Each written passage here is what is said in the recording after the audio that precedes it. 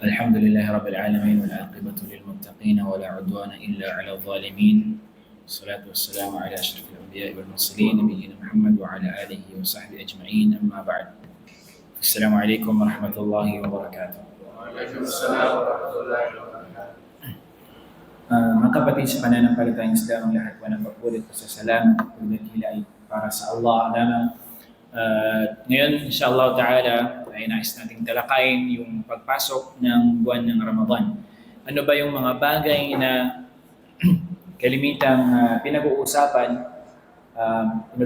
ng mga kamusliman hinggil sa pagpasok ng buwan ng Ramadan. Maring iba sa atin ay aware sa atin hinggil sa mga bagay nito at yung iba naman ay hindi. At maaring dumaan sa atin minsan yung usapin na ito pero hindi natin naintindihan. Okay? Tayyib. So mga kapatid sa pananampalatayang Islam, sa Islam ay ang bilang ng isang buwan, ibig sabihin yung binubuo yung isang buwan ng 29 to or 30 lamang. Okay? Walang 28. 29 or 30 lamang. Okay? So, kapag pumapasok yung panibagong buwan, kapag mayroon ng tinatawag na hilal. Tinatawag nila new moon. Okay? New moon. So, bago papasok yung buwan ng bagong buwan. Okay? At gayon din,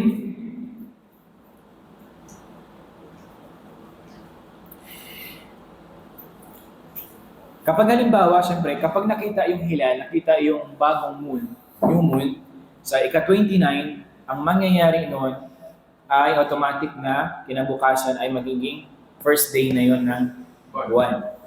Ganyan din halimbawa, kung hindi man nakita, ay ang mangyayari noon ay kukumpletohin yung isang buwan ng hanggang 30. Okay? Hanggang 30 lamang. Walang 31. Bayib? Dito, sinabi ng Rasul sallallahu alaihi wasallam, sumu li ru'yatihi wa aftiru li ru'yatihi fa in gumma alaykum fa akmilu iddat Sha'ban 30. Sa ibang riwaya, fa in gumma alaykum faqduru lah. Sa ibang narration na hadith, yun yung pagka-narrate. So sabi ng Rasul sallallahu alaihi wasallam, at ayuno kayo sa pagkakita o kapag nakita ninyo ito, yung hilal ng Ramadan, yung new moon, at tumigil kayo sa pag-aayuno sa pagkakita ninyo, o kaya kapag nakita ninyo yung hilal o buwan, yung new moon sa Shawwal. Okay? At kung ito ay naikubli sa inyo, ibig sabihin, maulap halimbawa, hindi nakita, ay ganapin o kaya kumpletohin ninyo ang bilang ng Sha'ban ng 30 na araw. Okay? So dito sinabi ng Rasul sallallahu alaihi wasallam, halimbawa sa Shawwal, sabi niya, sumu li ru'yatihi. Kapag sabi niya nakita niyo yung new moon sa ika-29 ng gabi ng Shawwal, ay automatic kinabukasan ay Ramadan na iyon. Okay? Kapag hindi nakita, gagawing 30. Okay? Sa Shawwal. So, ganun din sa buwan ng, kapag papasok na halimbawa sa 29 ng Ramadan, may tinatawag na Ru'yatul Hilal, tinatawag na moon sighting. Kapag nakita sa 29 ng gabi, tapos na yung buwan ng Ramadan. Okay? Magtitigil na. Okay? Pero kung hindi nakita, ay kukumpletohin hanggang 30. Okay? Hanggang 30. Okay. So dito, halimbawa, merong isang tao nakakita ng hilal ng Ramadan, ibig sabihin ng buwan, new moon sa buwan ng Ramadan, na isang tao, at kanya itong halimbawa, pinagsabi niya, binalita niya sa mga tao, ay maaaring itong tanggapin. Ngunit ito ay merong mga kondisyon. Ibig sabihin, hindi lahat halimbawa na nakakita ng new moon na iyon, ng hilal, ay pwedeng paniwalaan. Pagpus dapat una-una sa katangian niya dapat Muslim. Okay? Pangalawa, kailangan meron siyang katangiang adala. Ibig sabihin siya ay matuwid. Okay? Sa kanyang pananampalataya at kanyang galaw at salita. Okay? Sinabi ni Umar radiyallahu an, تراءى الناس الهلال فأخبرت رسول الله صلى الله عليه وسلم anni ra'aytuhu fasama wa amara an-nas bis-siyami. Okay? Sinabi niya, tinignan ng mga tao ang hilal, yung Ramadan. Sabihin na, moon sighting sila. At ibinalita ko sa Rasulullah sallallahu alaihi wasallam na tunay na ako ay nakita ko ito. At siya ay nag-ayuno at inutusan niya ang mga tao na mag-ayuno. Okay? So, si Umar bin Khattab, sinabi niya, nakita, nag-moon sighting yung mga tao at nakita ni Umar bin Khattab radiyallahu anhu at ibinalita niya yun, pumunta siya agad kay Rasul sallallahu alaihi wasallam para sabihin iyon. Okay, pumunta siya doon. Okay? At anong ginawa? Sila ay nag-ayuno at inutusan niya yung tao na mag-ayuno na. Okay. So dito sa usaping pagpasok sa buwan ng Ramadan, mga kapatid sa pananampalatayang Islam, ay mayroong dalawang mahalagang katanungan o mas'ala na ito yung kalimitang nangyayari sa pagitan ng mga Muslimon kapag papasok na ang buwan ng Ramadan at kapag papasok na ang buwan ng Shawwal. Okay, ito yung kalimitan na nangyayari sa atin. At yung iba sa atin, hindi nila alam kung saan ba siya pupwesto, anong gagawin niya, saan ba siya papanag. Dahil sa hindi niya alam yung usapin na iyon, hindi niya alam yung katanungang iyon, doon siya sa gitna, hindi niya alam kung anong gagawin niya. Okay? Unang-unang katanungan, o mas'ala dito mga kapatid sa pananampalatayang Islam, kung makita ba ang hilal sa isang lugar, okay, ay mag-aayuno ba ang lahat ng kamusliman? Sa isang lugar, halimbawa, mayroon lang certain, may specific na lugar lang, at doon lang nakita yung buwan na iyon. So, mag-aayuno ba ang lahat ng mga Muslimun sa buong mundo? Halimbawa, nakita dito sa Saudi Arabia, o kaya ibang mga Arab country, halimbawa, nakita doon yung buwan. Sabi, nag-i-ilan sila,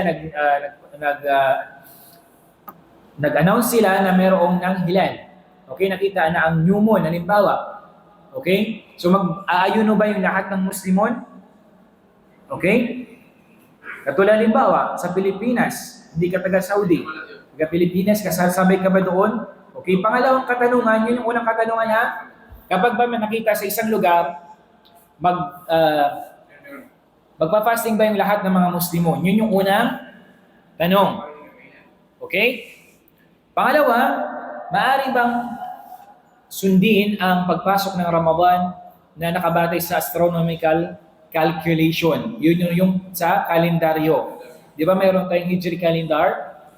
Okay, pwede ba siyang sundin yung nakalagay doon kung anong araw ba? Okay? Tayyib. So dito, hinggil sa unang katanungan, yung unang soal, ay mayroong dalawang pananaw. Okay, sa unang tanong na yun ay mayroong dalawang pananaw. Ano yung katanungan una? Kapag ba nakita ang buwan, hilal, new moon sa isang lugar, magpa-fasting ba yung lahat ng mga Muslim? Halimbawa dito sa Saudi Arabia, lahat ba? Ibig sabihin, buong mundo ay magpa-fasting ba? Okay? So sa katanungan na ito ay mayroong dalawang pananaw. Okay, mayroong dalawang pananaw. Unang pananaw, kung makita ang hilal sa isang lugar ay kailangan mag-ayuno ang lahat ng Musliman, ng kamusliman. Ibig sabihin nun, halimbawa, okay, kapag nakita na halimbawa dito sa Saudi Arabia, yung unang pananaw nila, lahat ng mga kamusliman ay mag-fasting na lahat. Okay? Basta nakita na yung buwan. Yung ibra doon, parang yung basihan nila, as long as nakita na sa isang lugar, automatic magpa-fasting na yung lahat ng mga Muslimon. Yun yung unang pananaw. Kaninong mga pananaw ito? Ito ay pananaw ng mga jumhur, ibig sabihin majority. Ang madhab ng Hanafi, yung madhab ng Imam Hanafi. Okay, Abu Hanifa. O kaya Malikiya. Ito rin ay kabilang sa pananaw ni Imam Malik. At ng Hanbali, Imam Ahmad bin Hanbal, yung mga imam nila. At ito ay pinanigan ni Sheikh bin Baz, rahimahullah ta'ala. Kilala ng Sheikh bin Baz? Siya yung unang mufti dito sa Mamlakat al-Arabiyyah al-Saudiyyah. Siya yung unang mufti dito sa Mamlaka, sa Saudi Arabia. So yan sila. Ang madhab ng Imam Hanafiya, Malikiyya at Hanabila, yun yung pananaw nila na kapag nakita yung buwan sa isang lugar, automatic lahat na. Okay? Malinaw, inshallah. At yun yung pinanigan ni Sheikh bin Baz, rahimahullah. Pangalawang pananaw, kung saan lamang nakita ang hilal, yung new moon, ay sila lamang ang mag-ayuno at hindi susunod ang lahat ng kamusliman. Magkakasama din ang mga lugar na makarating. Halimbawa, Okay?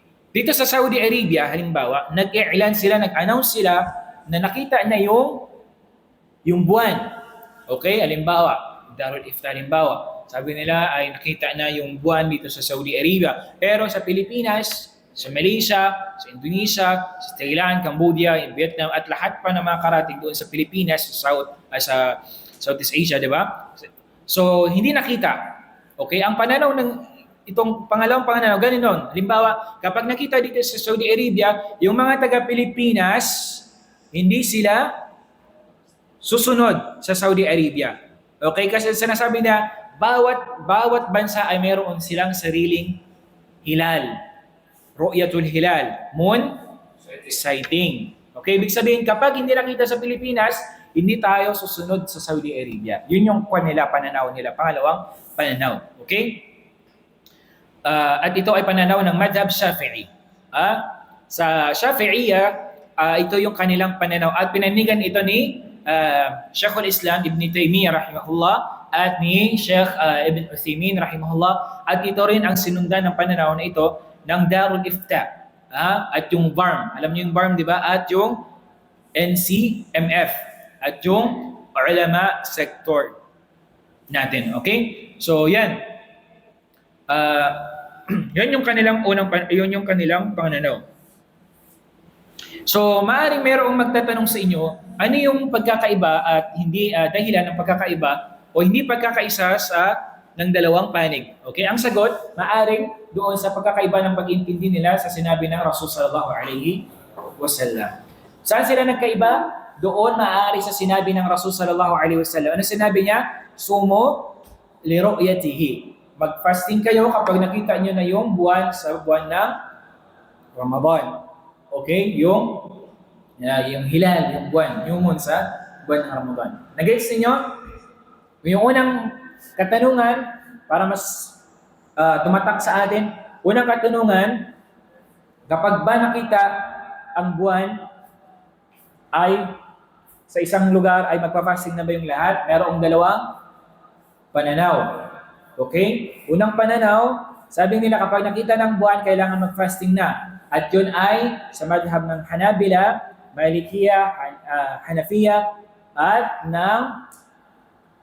ni Sheikh bin Baz rahimahullah. Pangalawang pananaw, kapag saan lang yung nakita yung buwan, yun lang yung magpa-fasting. Yung mga karatig na bansa, halimbawa sa Pilipinas, halimbawa Malaysia, ay hindi sila sasama sa Saudi Arabia. Okay? So, bawat lugar, bawat bansa ay meron silang sariling ru'yatul hilal. Okay?